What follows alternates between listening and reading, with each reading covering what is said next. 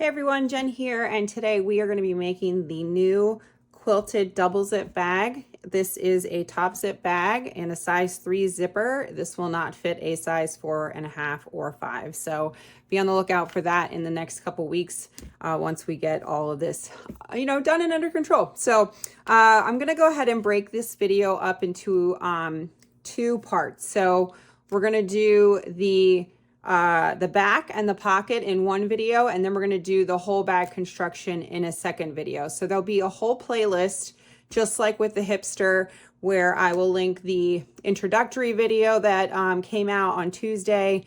Then we'll do the back, the pocket, and the full bag separately. That way, when you go to watch the videos, you can watch them in segments. You don't have to go back to your spot or anything like that. So we're going to go ahead and do hooping. I have this as hooping 1. You could do it as the second one. It doesn't matter, but the back and the pocket need to be constructed before the final bag base. So I do back, pocket, bag base. That's how I do it. So you're going to use poly mesh for all 3 hoopings. So I'm doing the 6x10 size for this, and I have poly mesh, which is sheer something or other on all stitch. That's what I use.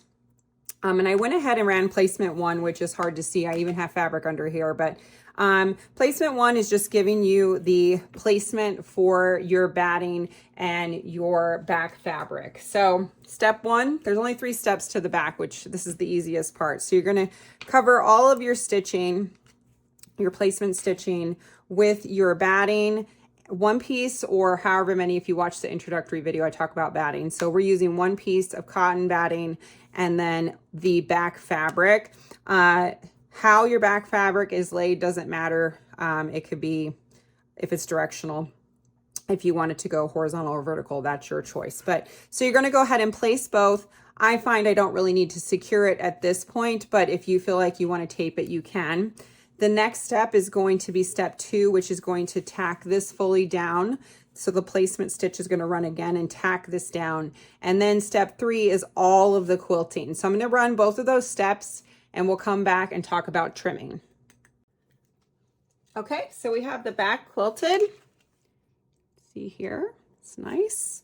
And just for clarification, this is it's considered the 8x8 hoop bag, which is roughly 5x8 bag, but I'm doing it in the 6x10 hoop because that's just a lot easier for photos. So if you have an 8x8 hoop, that's what it fits in. So for people who have just the Persona or the Janome that only has the 8x8 hoop as an option, this is the file size that we make. The 8x8 hoop is actually 7.87 square, which the brother 8x12 is 7.87 by 11.80. So that's why we do that. Okay, so you're going to trim away your stabilizer, and then I use my rotary cutter, and I leave a 1/2 inch seam allowance around the outside. You could even trim this closer. This is good enough for me. Some people have different techniques that they like to line up their quilted backs. So that's up to you. So again, 1/2 inch around is suffice. So you're going to go ahead and set this aside. If you want to make several at a time, I like to hoop them up and just do all the backs at one time and then lay them out and then work on the second hooping. So this is your first hooping, the quilted back. This is optional. So if you don't want to quilt the back of your bag, you don't even have to do this step. It just won't have the quilting, obviously, like the front. So, all right, so the next step is we're going to go ahead and move on to hooping number 2, which is going to be the front pocket of the bag. Okay, so I went ahead and hooped poly mesh, and I ran the placement stitching for hooping number 2. I'm going to place this fabric underneath. Hopefully a little bit easier to see the stitching on this. So we have the placement stitch for the pocket and then the zipper stitching here. And so we're going to take our zipper, and you need to decide which side of the bag you are going to want your zippers on. So on my sample, I put them to the right. This is always like a thing with everybody on which side is the right side, but I actually prefer my zippers on the left personally, but everybody says the right is what is correct. So this zipper is obviously way too big, but these are the sizes that I have for the color I want to use, so that's fine.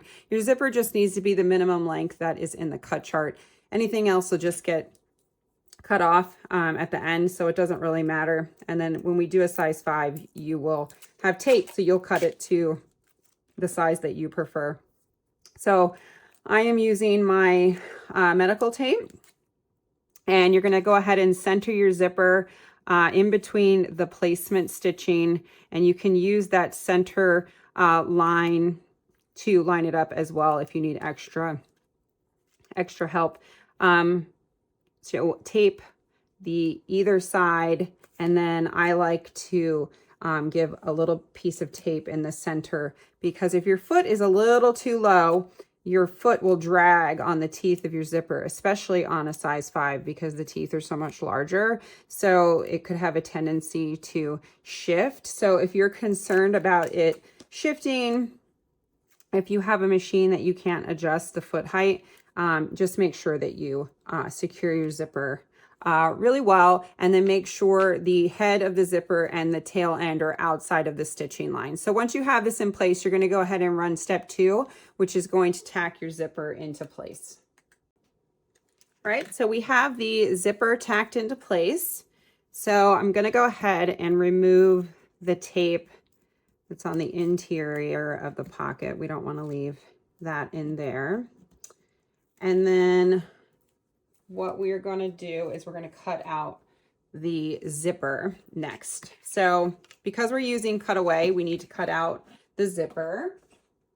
And I like to keep a pair of dull scissors for this project around, and I'm going to go ahead and use a Sharpie just to mark the lines. So you'll see here is the outline of where your zipper is centered, all the outer stitching.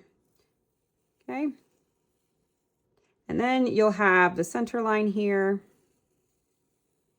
Okay, where we need to cut is where the zipper was tacked into place, which is here and here. I'm not going to draw those all the way over, but you need to clear out all of this area inside here. Again, if you're using tearaway, you don't have to do this. You can do it after you've made the bag, but for cutaway, we need to cut out this portion here, and the best way to do that is with a pair of scissors that are not super sharp, so you do not cut through your zipper tape. Tell me how I know that one. Okay, so I have the zipper area cleared out. The next step is going to be the top of the pocket here. So I'm going to stay on the back side of the hoop, and I have 2 pieces of fabric. The liner and the front are going to be the same color. So you're going to want to take your liner piece, and you're going to line up the bottom, and this is important. This actually needs to be precise. So you're going to line up the bottom of your the fabric with the top of your zipper tape line. So this is a stitch and flip method. So we're going to stitch here and then flip the liner over. So it's important because this piece of fabric needs to stay an exact measurement. So you're going to use the top of your zipper tape, which is this top line, as your guide, and you're going to go ahead and line up your fabric along that line. And we're going to secure this with the same tape. The measurements are in the PDF. This is the most important piece of fabric that has to be cut to size. All others, if you are just a cut and go person like me, everything else is fine. It's this one piece of fabric. So once you have this tacked into place, or taped into place, excuse me, you're going to go ahead and flip it over. And we're going to go ahead and take the second piece, and we are going to line this up with the top of the zipper tape. Okay, just like so. And then the next step is going to tack these 2 pieces down together and attach them. All right, so you can see This is the tack down line. I did use lighter thread this time because I don't want it to show through. So everything's tacked into place. So we're gonna go ahead and go to the back side of the hoop here, and we can reuse this tape. So take off your tape,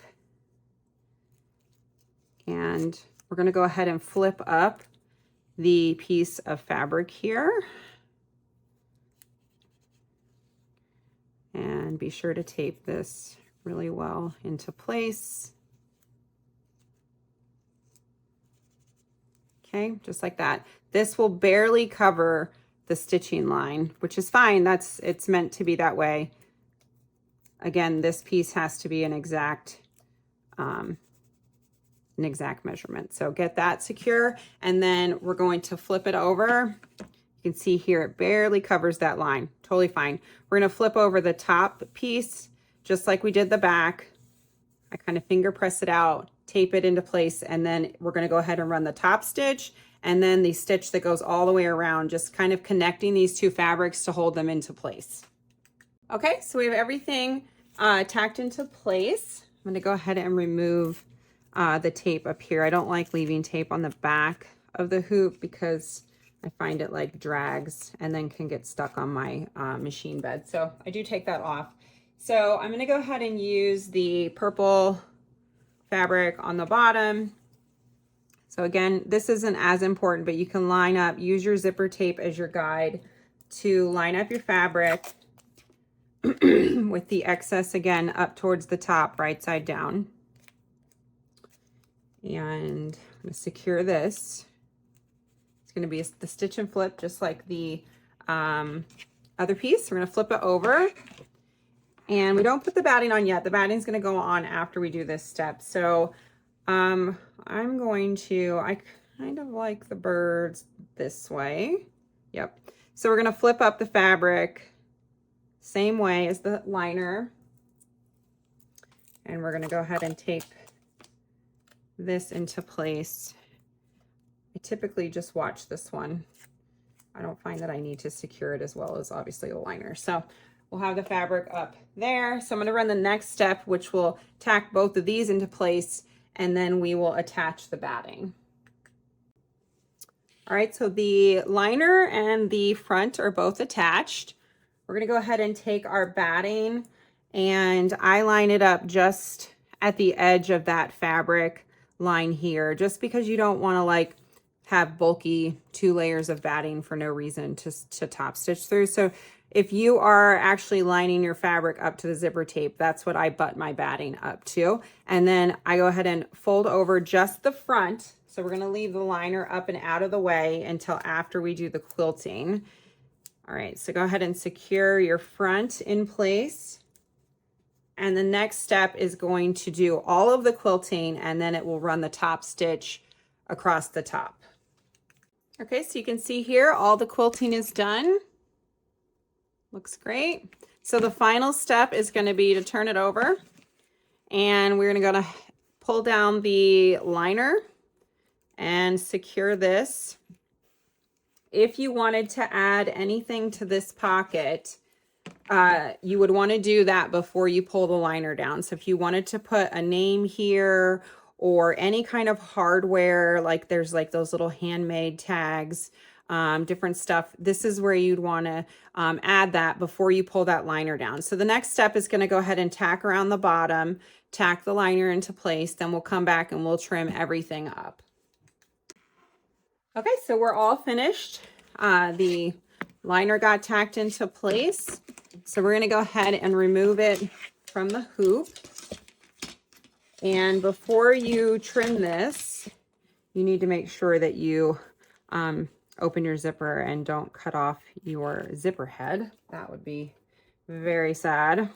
So I go ahead and open that, and then go ahead and trim off just this excess cutaway before I get out my rotary cutter and use it. So you can go ahead and cut off this extra tape, set that all aside, and then I go ahead again and do about a 1/2 inch on the 3 sides. So the bottom may be a little bit more if you were nervous, but it really shouldn't matter. So 1/2 inch here and a 1/2 inch, move your zipper over, here, and then 1/2 inch on the bottom. And then the top is the most important part. We need to trim that right at the line here. So I'm actually not going to use the rotary cutter because of the zipper, but you want to trim the top just above, like a scant just above that tack down line of the 2 pieces of fabric, because you're going to use this line to attach your pocket to the bag base, and it needs to be one straight, and it needs to be the exact measurement. Okay, so trim that right at that top line there, and everywhere else can be a 1/2 inch. So for these 2 videos, we did hooping 1, which is quilted back, and then hooping 2, which is the pocket. So here's our pocket, here's our quilted back, and then the next video, we're going to put them all together.